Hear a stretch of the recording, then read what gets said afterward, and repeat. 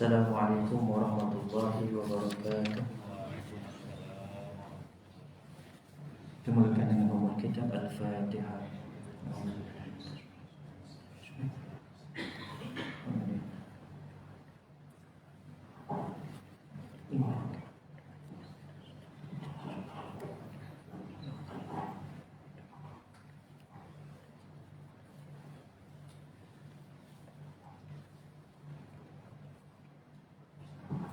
Innal hamdalillah nahmaduhu wa nasta'inuhu wa nastahdihi wa nastaghfiruh wa na'udzu billahi min shururi anfusina wa min sayyiati a'malina may yahdihillahu fala mudilla lahu wa may yudlilhu fala hadiya lahu asyhadu an la ilaha illallah wa asyhadu anna Muhammadan 'abduhu wa rasuluh. Allahumma shalli wa sallim ala sayyidina Muhammad wa ala alihi wa sahbihi ajma'in. Subhanaka la ilma lana illa ma 'allamtana innaka antal alimul hakim. Rabbi shrah li sadri wa yassir li amri wahlul 'uqdatam min lisani yafqahu qawli. Allahumma anta rabbi la ilaha illa anta khalaqtani wa ana 'abduka wa ana 'ala ahdika wa wa'dika mastata'tu. A'udzu bika min syarri ma sana'tu abu'u laka bi ni'matika 'alayya wa abu'u bi dhanbi faghfir li fa innahu la yaghfiru dzunuba illa ant. A'udzu billahi minasy syaithanir rajim.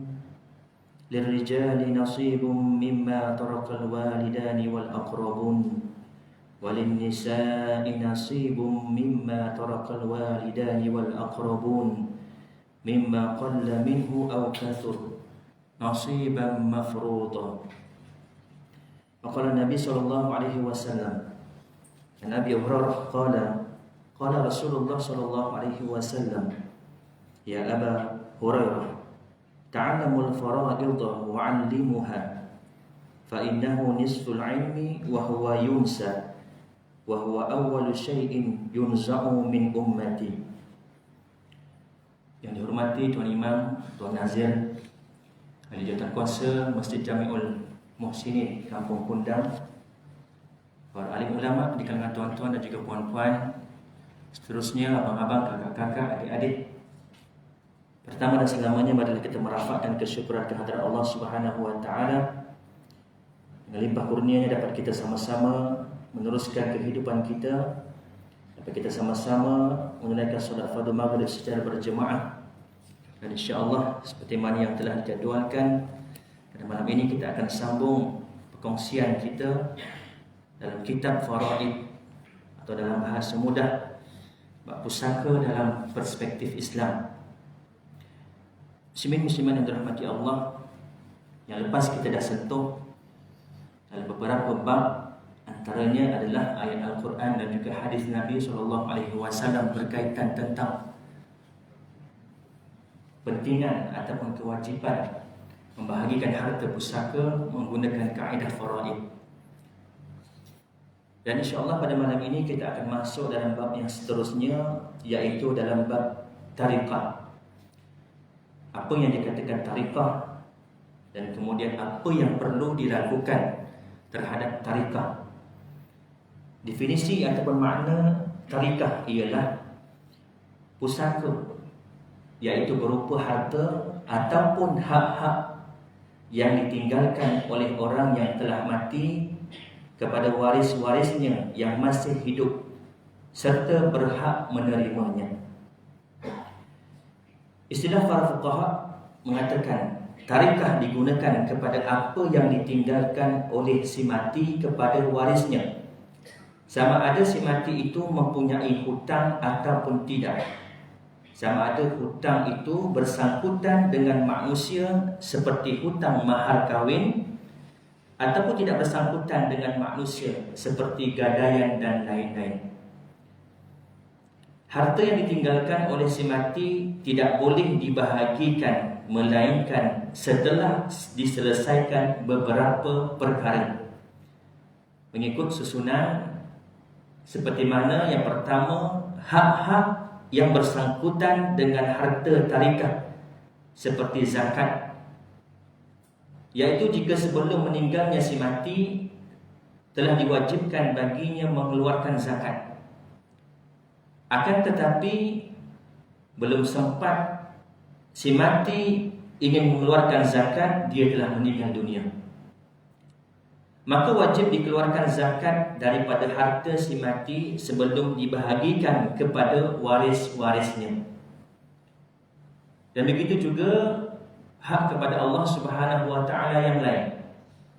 Kewajipan seseorang berkaitan dengan harta kepada Allah, seperti contoh nazar, seperti contoh seseorang itu bersumpah, akan tetapi tidak dapat melaksanakan sumpah tersebut, tidak dapat melaksanakan nazar tersebut, kemudian meninggal dunia.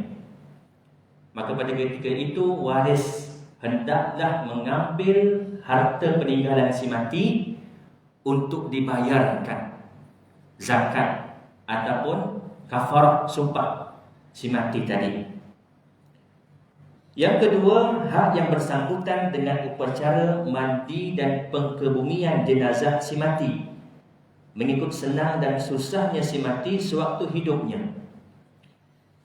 Ini merupakan muktamad pada sisi mazhab Imam Syafi'i, iaitu wajib mengikut turutan ini jika harta peninggalan itu sedikit dan menjadi sunnah sekiranya harta peninggalan itu banyak dan melimpah ruah. Yang dikatakan hak yang bersangkutan dengan upacara mandi, iaitu urusan pengebumian jenazah. Termasuklah urusan memandikan jenazah, termasuklah urusan mengkafankan jenazah, termasuklah urusan mensolatkan jenazah, dan urusan mengkebumikan jenazah. Kos ataupun wang yang diperlukan untuk urusan jenazah ini, waris hendaklah ambil daripada harta si mati terlebih dahulu, sebelum dibahagikan kepada waris-waris mengikut faraid. Adapun sekarang ini kita sudah maklum banyak badan-badan khairat mengaplikasikan, menggunakan kaedah khairat kematian. Adakah boleh? Boleh, tak ada masalah.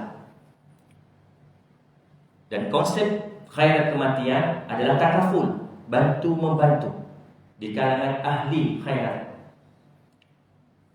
Cuma perlu kita fahami tanggungjawab sebenar ataupun wang yang perlu digunakan untuk pengurusan jenazah adalah diambil daripada harta si mati. Sebab apa saya kata macam tu? Sebab ada orang yang berkata urusan ni fardu kifayah, sepatutnya kena buat sama-sama. Walhal dalam urusan harta si mati, inilah dia antara perkara yang perlu diutamakan, didahulukan daripada harta si mati tadi, iaitu untuk pengurusan jenazah. Ini tidak termasuk dalam urusan bagi duit. Kadang-kadang setengah tempat bagi duit untuk orang solat jenazah. Yang ini tidak termasuk. Yang dikatakan urusan pengurusan jenazah adalah perkara yang wajib tadi, yang 4 tadi: solat, mandi, kafan, solat, dan juga ke bumi. Upah korek lubang kubur, upah memandikan jenazah sekiranya waris tak dapat nak mandikan. Tapi sebaiknya keempat-empat perkara ini sebaiknya diuruskan oleh waris. Tuan-tuan tanya pada diri tuan-tuan, kalau seandainya kita mati nanti, adakah waris-waris kita mampu untuk melaksanakan 4 perkara ini? Bagi yang ada mak ayah lagi, insya-Allah masih ada waktu untuk kita berkhidmat kali terakhir kepada orang tua kita. Ketika mandikan jenazah ibu kita, ketika kafankan jenazah ayah kita, sambil kita ingat jasa-jasa mereka. Dalam waktu yang sama, doa tidak akan terputus dari mulut kita sepanjang kita uruskan. Tapi ada kala waris tak mampu nak buat. Jadi bagaimana? Adakah boleh diupahkan kepada orang untuk menguruskan perkara tersebut? Boleh. Dengan tadi menggunakan wang si mati tadi sebelum urusan pembahagian harta secara faraid. Yang ketiga, hak yang bersangkutan dengan hutang yang tertangguh didahulukan sebelum wasiat, meskipun didahulukan menyebut wasiat daripada hutang di dalam Al-Quran. Min ba'di wasiyatin aw tusuna biha aw dain. Dalam ayat Al-Quran menyatakan selepas dilaksanakan wasiat dan juga hutang. Akan tetapi perkara yang lebih utama adalah hutang terlebih dahulu. Selesaikan hutang si mati dengan Allah Subhanahu wa taala. Selesaikan hutang si mati dengan manusia, dengan sesiapa yang dia berhutang. Oleh sebab itu, sepatutnya orang yang berhutang dan orang yang memberi hutang mencatat. Dan sebaiknya ada saksi. Supaya apa? Supaya bila berlaku kematian, urusan tuntutan hutang tersebut boleh dilaksanakan dengan mudah. Suami isteri masing-masing tahu yang hari ini abang bagi pinjam duit dekat si Abu RM5,000. Yang hari ini abang pinjam duit RM3,000 dengan si Ali. Bagi tahu dengan pasangan. Supaya apa? Supaya apabila kita mati, kita dah tiada, nanti ada orang yang tahu dengan siapa kita berhutang dan dengan siapa kita memberi hutang. Sabda Rasulullah sallallahu alaihi wasallam, "Ra'aitu Rasulullah sallallahu alaihi wasallam bada bidainin qabla al-wasiyah." Yang bermaksud telah berkata Sayyidina Ali, aku melihat Rasulullah sallallahu alaihi wasallam memulakan dengan membayar hutang sebelum melaksanakan wasiat.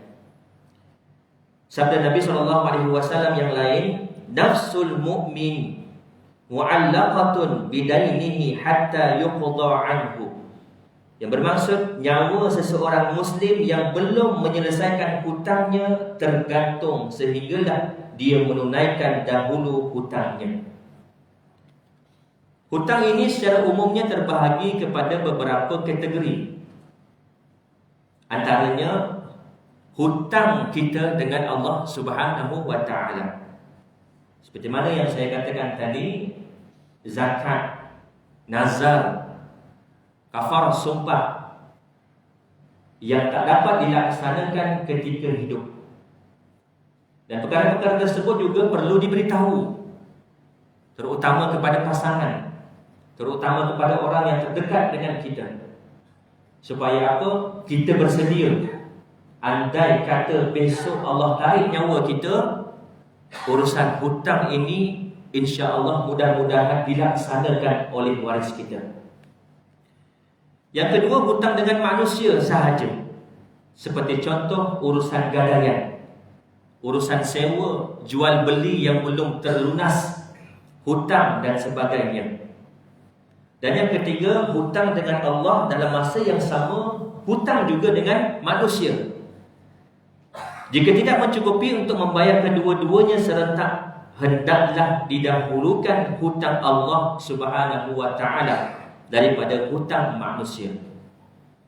Andai kata harta yang ditinggalkan sedikit, tidak mencukupi untuk membayar hutang, sama ada hutang kepada Allah ataupun hutang kepada manusia, maka waris kena tahu hutang mana yang perlu didahulukan terlebih dahulu, yaitu dengan hutang kepada Allah Subhanahu wa taala terlebih dahulu.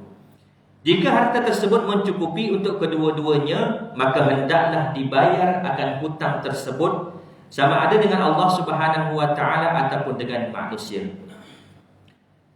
Perlu diingatkan beberapa perkara yang sangat penting yang mana kebanyakan manusia tidak tahu mengenainya, iaitu mengenai upacara mandi dan pengkebumian jenazah. Perkara yang wajib bagi waris si mati dalam menggunakan harta ataupun peninggalan si mati itu cuma untuk membeli sabun, berus, minyak wangi, kapur barus, kain kafan, karton, daun-daun yang digunakan untuk mandi dan upah penggali kubur. Upah kepada orang yang mengkafankan, upah kepada orang yang memandikan jenazah, upah kepada pengangkutan daripada rumah ke tanah perkuburan dan sebagainya yang bersangkutan sahaja. Akan tetapi upah sembahyang jenazah yang dilakukan oleh kebanyakan orang di Malaysia dan selainnya, begitu juga upah tunggu kubur selama 7 hari atau 40 hari. Ada setengah-setengah tempat masih mengamalkan. Selepas kematian, ada orang yang tunggu di kubur 7 hari, 40 hari, bahkan diberi upah. Dan juga upah baca Al-Quran pun masih ada yang mengamalkan. Dibacakan satu Quran, bagi upah kepada siapa yang nak bacakan. Saya tak kata salah. Bahkan ada pendapat ulama mengatakan boleh, tak ada masalah. Cuma isunya duit tersebut adakah duit daripada peninggalan si mati ataupun duit itu tidak termasuk daripada harta peninggalan si mati. Begitu juga upah tunggu kubur selama 7 hari atau 40 hari dan juga upah baca Al-Quran. Itu semua tidak termasuk dalam kiraan upacara mandi dan pengkebumian jenazah. Tak termasuk dalam konteks pengurusan jenazah. Jika diinginkan, maka bolehlah dilakukan dengan menggunakan harta waris atau daripada sedekah orang ramai. Itu di sebalik hikmah bila berlakunya kematian, jiran-jiran, saudara mara datang memberi bantuan. Tapi ada setengah orang terbalik. Tuan rumah pula yang nak kena jamu. Tuan rumah pula yang kena bagi duit dan sebagainya. Sunnahnya apabila berlaku kematian, orang yang datang ziarah yang memberi bantuan. Tak kiralah bantuan dalam bentuk duit ataupun bantuan dalam bentuk beras, gula, minyak masak dan sebagainya. Jika diinginkan, maka bolehlah dilakukan dengan menggunakan harta waris atau daripada sedekah orang ramai.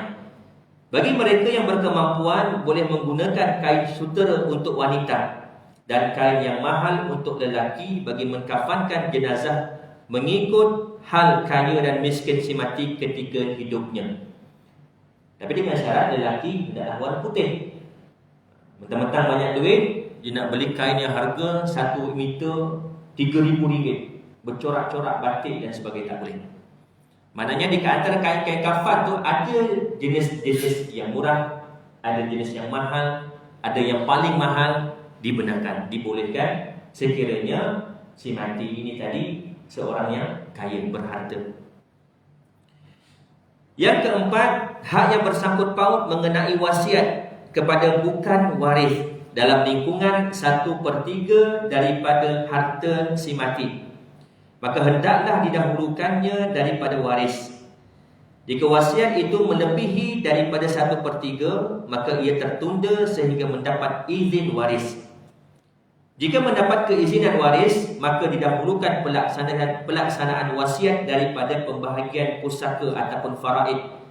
Dan jika tidak mendapat keizinan para waris, maka ditunaikan 1/3 sahaja, yang selebihnya batal wasiat tersebut. Hal-hal lain yang berkaitan dengan hukum wasiat bolehlah didapati dalam kitab-kitab fiqh. Secara umumnya, wasiat ini tidak boleh melebihi 1/3 daripada keseluruhan harta si mati.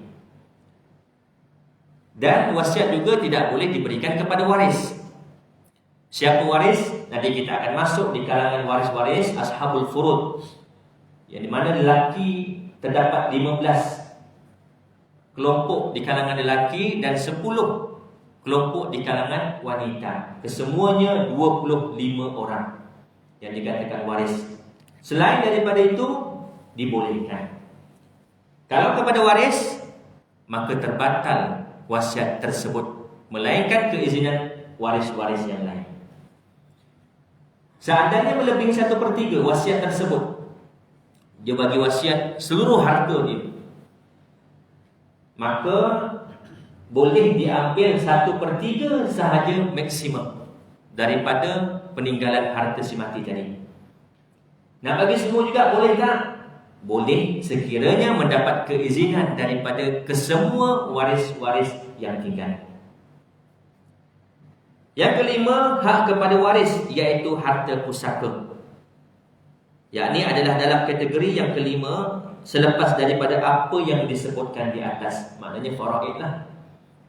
Faraid baru yang terakhir untuk digunakan harta si mati tadi. Yang pertama tadi urusan hutang si mati dengan Allah Subhanahu wa taala, urusan hutang dengan manusia, kemudian pengurusan jenazah si mati, daripada urusan mandinya, urusan kafannya, urusan solatnya, kebuminya.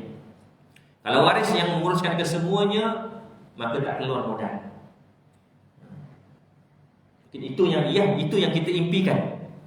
Setiap orang impikan, bukan hanya kita yang mati, tapi kita nak berkhidmat kepada orang tua kita. Bagi yang masih ada mak ayah, timbalah ilmu, belajar macam mana nak menguruskan jenazah. Andai kata nanti akan datang mak meninggal, ayah meninggal, kitalah orang yang paling depan menguruskan jenazah arwah mak ayah kita. Dan begitu juga kita mengharapkan waris-waris kita, yang menguruskan jenazah kita. Kerana apa? Manusia ini lahirnya sebagai fitrah. Mak ayah inilah yang mencorakkannya, sama ada nak jadi sebagai Nasrani, Yahudi ataupun Muslim. Kalau arti kata lain, tak ada pilihan.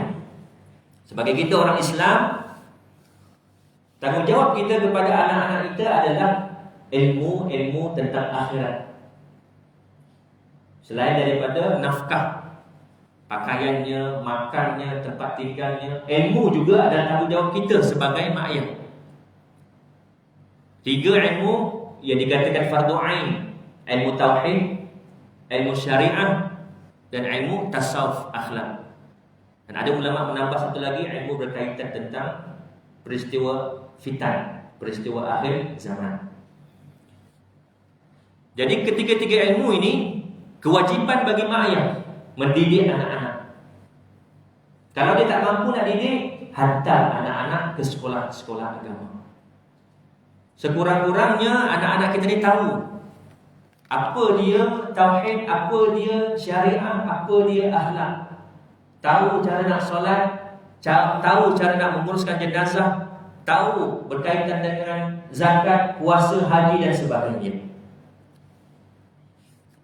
Jadi 5 ini adalah perkara-perkara yang perlu dilaksanakan ataupun dilakukan kepada harta si mati.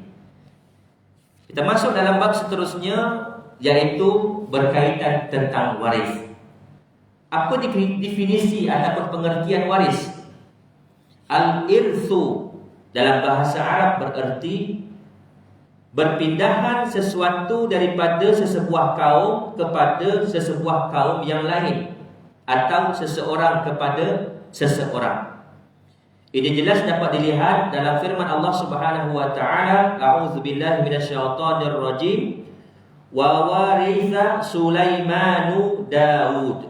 Yang bermaksud Nabi Sulaiman mewarisi daripada Nabi Daud. Surah An-Naml ayat yang ke-16.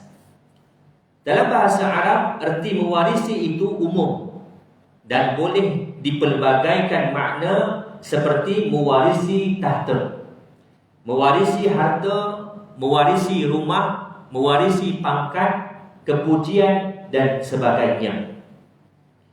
Manakala dalam istilah fuqaha berarti perpindahan milik daripada si mati kepada waris yang masih hidup, sama ada berupa harta, tanah ataupun hak-hak daripada hak syariah seperti gadaian, kafarah dan sebagainya. Dalam istilah fuqaha, erti mewarisi khusus untuk harta dan tanah ataupun hak-hak Islam, tidak termasuk mewarisi tahta, pangkat, kemuliaan dan sebagainya. Oleh kerana itu, ia tidak dinamakan warisan dalam istilah fuqaha. Dalam konteks faraid ini, yang dikatakan mewarisi ini tadi adalah mewarisi harta si mati. Tanahnya, rumahnya, kenderaannya. Kita lihat dalam rukun al-irthi. Rukun menerima pusaka itu terdapat 3 perkara. Yang pertama, orang yang mewarisi harta si mati. Dalam arti kata lain, waris. Yang kedua, orang yang meninggalkan harta kepada waris atau si mati, iaitu muwaris. Dan yang ketiga, harta peninggalan si mati, iaitu hakun maurusin. 3 rukun ni dalam konteks rukun al-irthi. Yang pertama, waris. Yang kedua, orang yang mewarisi, iaitu si mati. Dan yang ketiga, harta. 3-3 kena ada. Kalau tak ada waris, maka tak berlaku faraid. Kalau tak ada harta si mati, maka tak berlaku faraid. Dan begitu juga kalau tak berlakunya kematian, iaitu orang yang mewarisi, maka tak berlaku faraid. Ketiga-tiga rukun ini berlaku apabila kematian seseorang itu dan ada warisnya dan ada juga harta peninggalannya.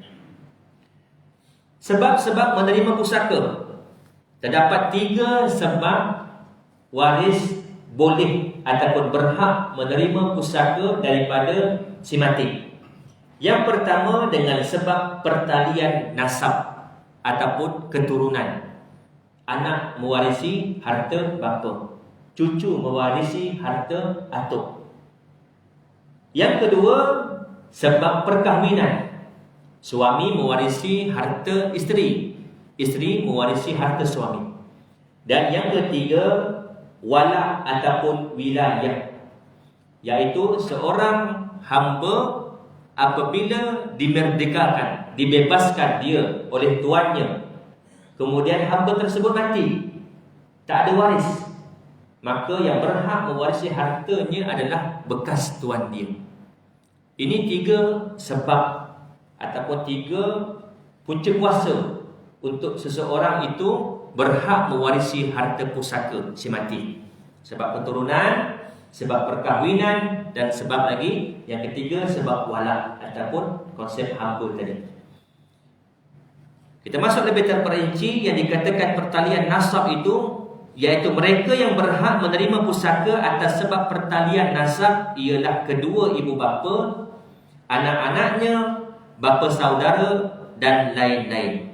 Mereka ini terdiri daripada 3 kumpulan. Yang pertama, mereka yang menerima secara fardu, ashabul furud, dan ditentukan oleh Allah Subhanahu wa taala tetap. Seperti contoh bapa 1/6. Seperti contoh anak lelaki asabah. Anak perempuan apabila seorang 1/2. Anak perempuan apabila 2 orang atau lebih tanpa ada adik-beradik lelaki 2/3. Ini yang dikatakan ashabul furud. Mereka yang menerima secara fardu, yang telah ditetapkan oleh Allah dalam Al-Quran. Yang kedua, mereka yang menerima secara asabah. Bapa boleh dapat asabah tak? Boleh. 1/6 tambah asabah. Ketika mana? Ketika si mati tidak mempunyai waris lelaki, anak lelaki. Siapa lagi yang asabah? Anak lelaki. Dan asabah nanti kita akan masuk, ada asabah bi ghairi, ada asabah ma'al ghairi, ada asabah binafsi. Nanti kita akan masuk dalam bab khusus tentang asabah. Yang kedua, sebab perkahwinan. Yang dimaksudkan dengan perkahwinan itu ialah pernikahan yang sah, walaupun tidak berlaku persetubuhan selepasnya. Baru lepas akad nikah, aku terima nikahnya si Pulanah binti Pulan dengan mas kawinnya RM300 tunai. Ada saksi, pun meninggal dunia, belum sempat berkahwin. Arti kata lain, bersetubuh, berhak mendapat isterinya daripada harta peninggalan suami tadi. Ini bererti jika kematian sebaik sahaja akad nikah selesai dilakukan, maka si isteri atau suami berhak menerima pusaka daripada si mati, yakni pasangan yang meninggal.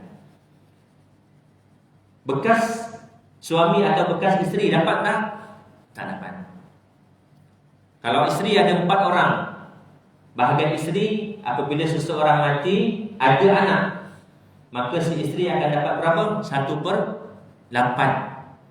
Kalau ada 4 orang isteri, maka daripada 1/8 tersebut dibahagikan kepada 4 orang isteri tadi. Yang ketiga, sebab walak ataupun wilayah. Walak iaitu pusaka yang berhak diwarisi oleh seseorang disebabkan dia memerdekakan hambanya.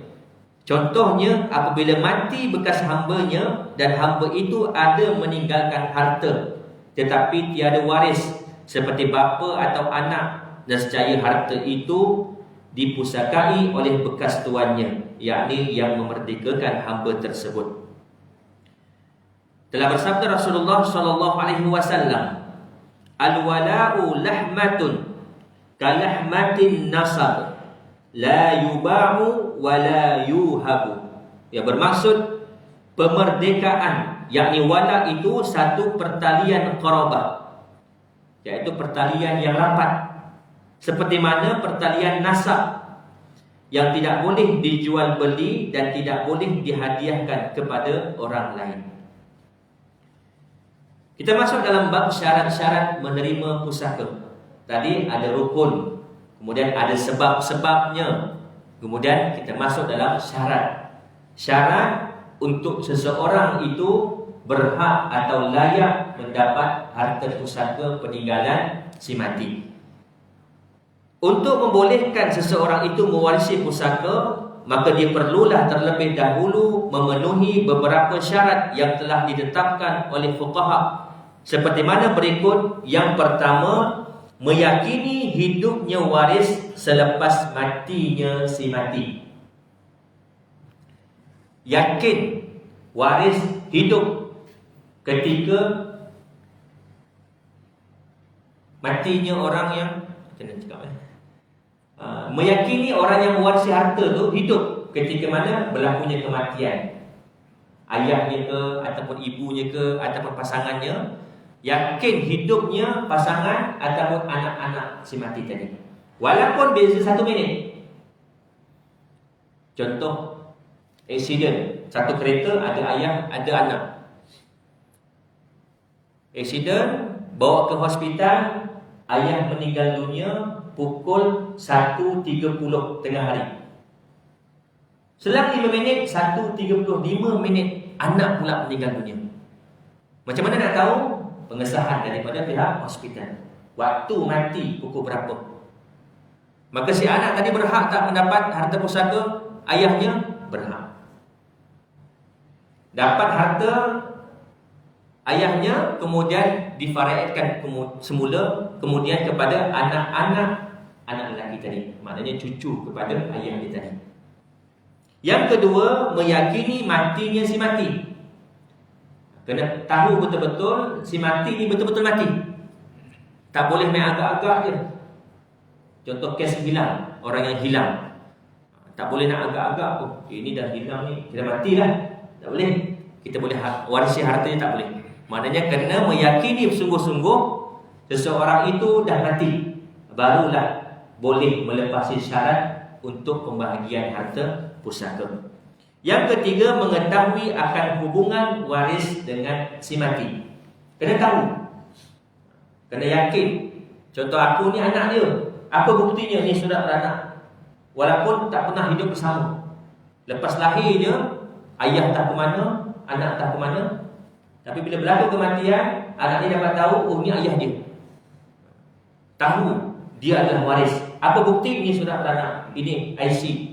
Surat beranak ada menyatakan ayah sekian-sekian-sekian, nama sekian-sekian, surat nombor kad pengenalan sekian-sekian-sekian. Jadi meyakini hubungan antara waris dan juga si mati. Yang pertama tadi, meyakini hidupnya waris selepas matinya si mati. Apabila seseorang manusia kembali ke rahmatullah, maka seluruh harta peninggalan si mati itu akan berpindah milik kepada waris. Selepas yang kita bincangkan tadi lah, lepas urusan hutangnya, lepas urusan jenazahnya, lepas urusan wasiatnya sekiranya ada. Oleh kerana itu, meyakini hidupnya si waris merupakan perkara yang sangat penting dalam pembahagian harta si mati. Yang dimaksudkan oleh fuqaha mengenai hidup itu terbahagi kepada dua. Yang pertama, hidup zahir, seperti melihat seseorang sedang makan dan minum. Nampak jelas orang tu berjalan, hiduplah secara zahirnya. Nampak orang tu tengah makan. Yang kedua, hidup takdiri, seperti hidupnya janin di dalam rahim ibu.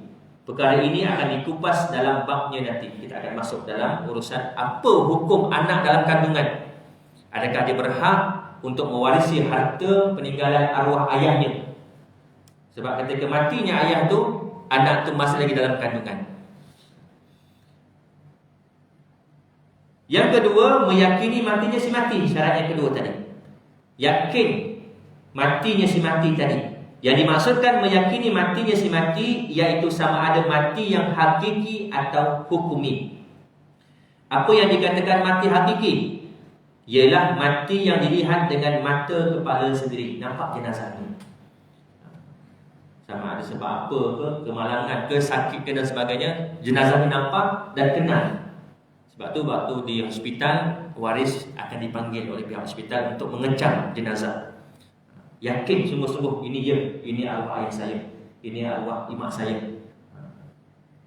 Yang kedua, mati secara hukumi, iaitu hakim menghukumkan seseorang itu mati disebabkan hilangnya orang tersebut, yang berkemungkinan orang tersebut akan dianggap mati mengikut pendek dan panjang kaum kerabat yang terdekat dengannya. Ini hukuman secara hukumi sahaja. Berkemungkinan orang tersebut hidup, sehat dan diberi rezeki oleh Allah Subhanahu wa taala. Dan bab ini juga akan dijelaskan pada babnya yang kita akan masuk nanti secara terperinci. Apa isu hilang yang sebelum ni? Kapal terbang MH370 statusnya hilang. Sebab tak ada kesan kalau misalnya kata kapal terbang tu jatuh ke terhempas, tak jumpa sisa. Jadi pandangan ulama ni macam mana? Dalam mazhab Syafi'i, yang dikatakan hilang seseorang itu minimumnya dengan kadar tempoh 1 tahun, dan maksimumnya adalah selama 4 tahun. Ini pandangan mazhab Imam Asy-Syafi'i. Jadi sekiranya hilang, tak tahu ke mana, dan nak dihukumkan oleh hakim dia ni mati ataupun memang hilang, minimum kadar tempoh adalah setahun dan maksimum kadar tempoh adalah 4 tahun. Berjalan untuk azan Isyak dulu, boleh kita sambung sedikit insya-Allah.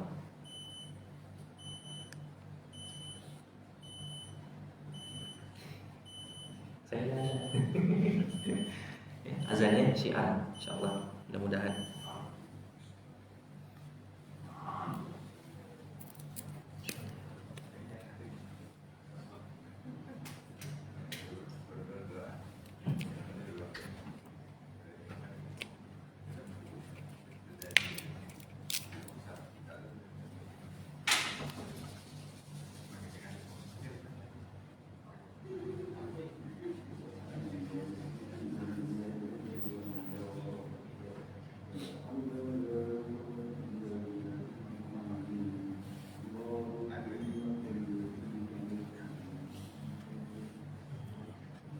Standby lagi. Tak apa, ini nanti kita masuk dalam bab kiraan nanti baru kita perlukan.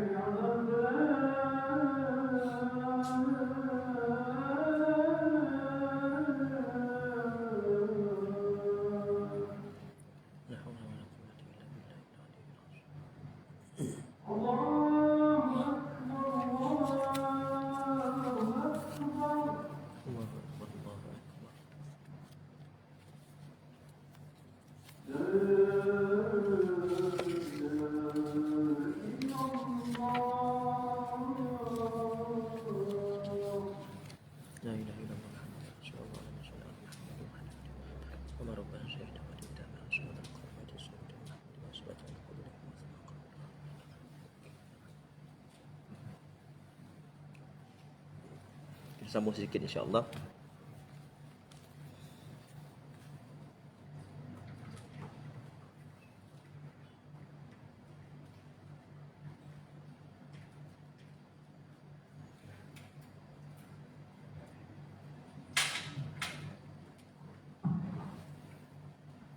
Sambung sedikit insya-Allah dalam 5 minit ke 10 minit. Habiskan dalam bab syarat ini tadi. Yang ketiga, syaratnya hendaklah mengetahui akan hubungan waris dengan si mati. Seseorang yang ingin memiliki harta pusaka hendaklah dia mengetahui di manakah martabatnya sebagai waris kepada si mati. Sebagai contoh, sama ada waris itu dalam kategori anak atau suami atau cucu atau datuk dan sebagainya.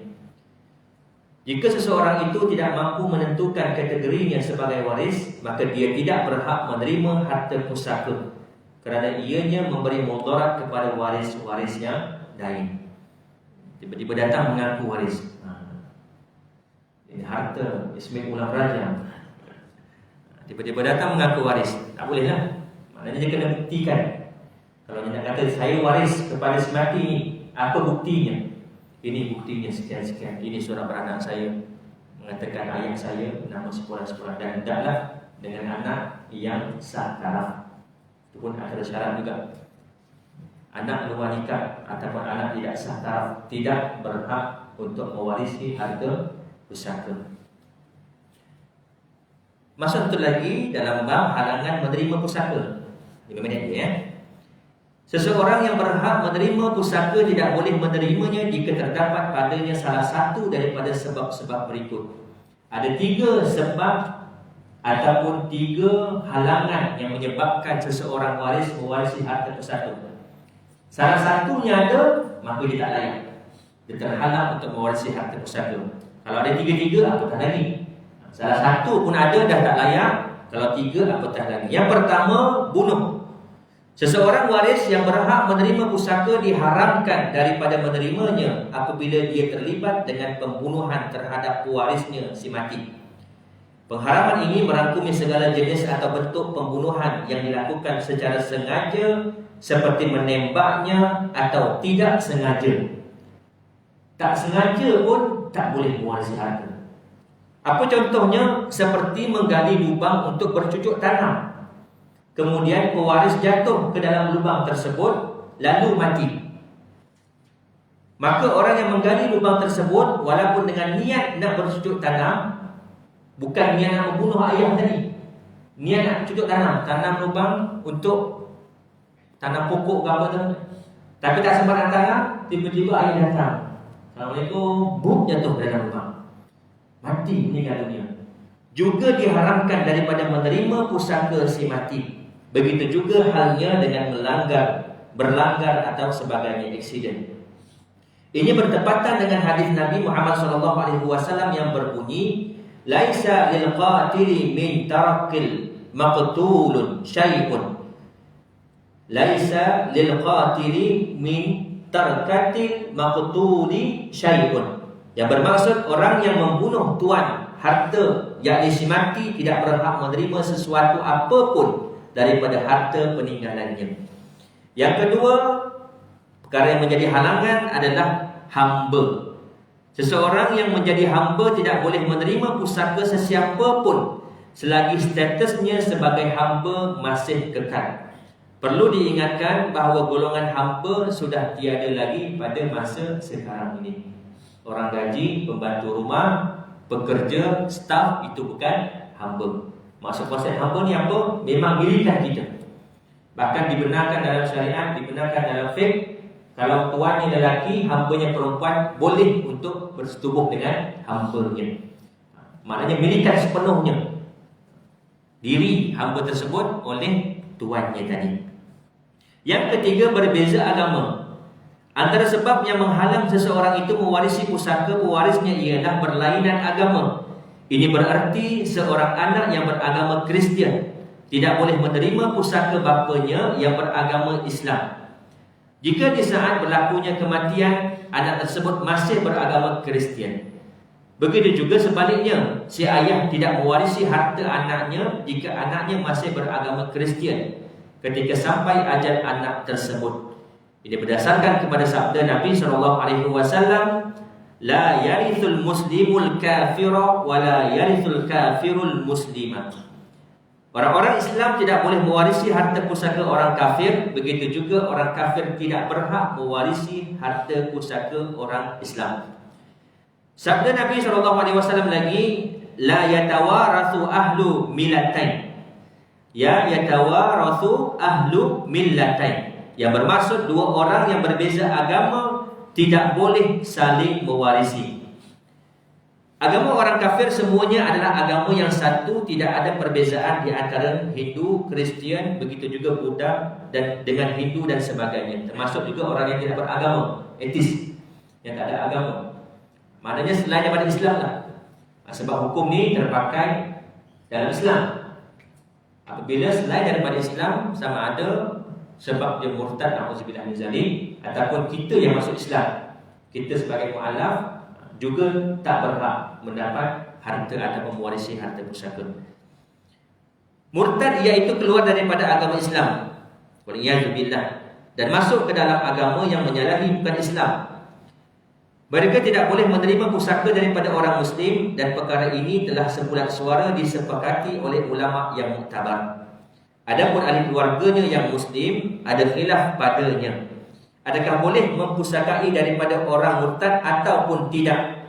Maka sebulat suara fuqaha iaitu Imam Malik, Imam Syafi'i dan pendapat yang sah dalam mazhab, maka sebulat Hambali tidak boleh mempusakai orang Muslim daripada orang murtad, kerana bahawasanya tidak boleh mempusakai antara orang Muslim dan kafir sebagaimana hadis Nabi SAW tadi. Sama ada kita yang Muslim ataupun sebaliknya yang meninggal itu Muslim, dua-dua tak boleh mewarisi harta pusaka. Ringkasannya, murtad itu telah terkeluar daripada agama Islam dan jelas dia adalah kafir. Maka hartanya menjadi harta rampasan bagi orang-orang Muslim. Dan jika dia kembali kepada agama Islam, maka seluruh hartanya akan dikembalikan kepadanya. Ini dah masuk dalam bab jinayat hukum orang murtad. Dia akan diberi satu tempoh untuk dia bertaubat terlebih dahulu. Sebab hukum murtad apa dia? Tapi ada tempoh. Bukan senang-senang agama Islam ini nak hukum orang. Begitu juga dalam urusan potong tangan mencuri. Bukan mudah-mudah kita nak potong tangan orang. Sebab ada yang beranggapan Islam ni satu agama yang keras, Islam ni satu agama yang zalim dan sebagainya. Nak menghukum sesuatu had ataupun hudud tu, syaratnya bukan mudah. Seperti contoh hukum berzina, syaratnya dibuat secara terbuka, orang nampak. Ada tak orang macam tu? Kalau sekarang ni saya rasa tak ada lagi lah. Tapi tak tahulah akan datang mengalahkan binatang. Sebab manusia ni tahu dia buat salah, pasti dia akan buat kat tempat yang tersorok dan sebagainya. Maka itu juga tak termasuk dalam had. Yang dikatakan had hudud ini dalam bab zina ni, perbuatan tersebut dilakukan secara terbuka, maka barulah boleh. Dan ada 4 orang saksi yang melihatnya. Dan saksi itu bukan sekadar melihat saja, nampak, maaf saya kata, benda itu masuk, nampak dengan jelas, keempat-empat ni barulah boleh dijatuhkan hukum hudud. Susah ke senang? Susah. Sebab hikmah ataupun fungsi utama, tujuan utama hudud ini bukan nak menghukum, tetapi nak mendidik. Sebab tu rotan syariah dengan rotan sivil berbeza. Rotan sivil kalau tuan-tuan boleh lihat kat YouTube, habis kopak kulit. punggung ni.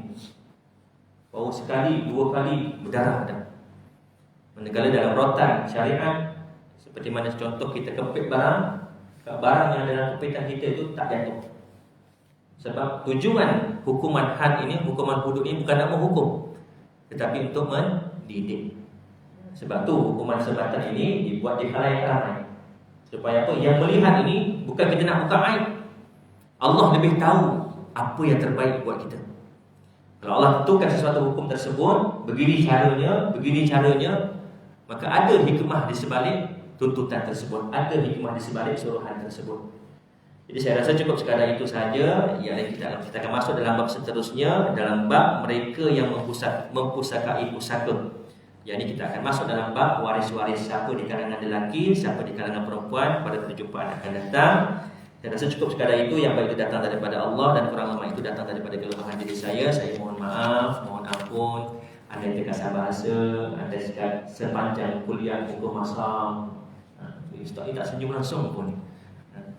InsyaAllah mudah-mudahan kita mendapat keberkatan dan adalah sedikit sebanyak ilmu penambahan dalam hidup kita, insyaAllah. Yang baik itu datang daripada Allah dan kurang lebih itu datang daripada kelemahan diri saya. Saya mohon maaf, mohon ampun. Anda terkasar bahasa, terkurus sekali tuan-tuan dan juga puan-puan.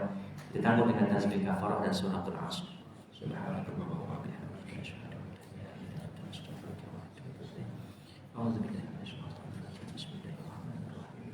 Wal 'ashr innal insana lafi khusr illa alladhina amanu wa 'amilus salihati wa tawassaw bil haqqi wa tawassaw bis sabr. A'udzubillahi minasyaitonir rajim. Bismillahirrahmanirrahim. Alhamdulillahi rabbil alamin wassalatu wassalamu ala asyrafil anbiya'i wal mursalin wa ala alihi wa sahbihi ajmain.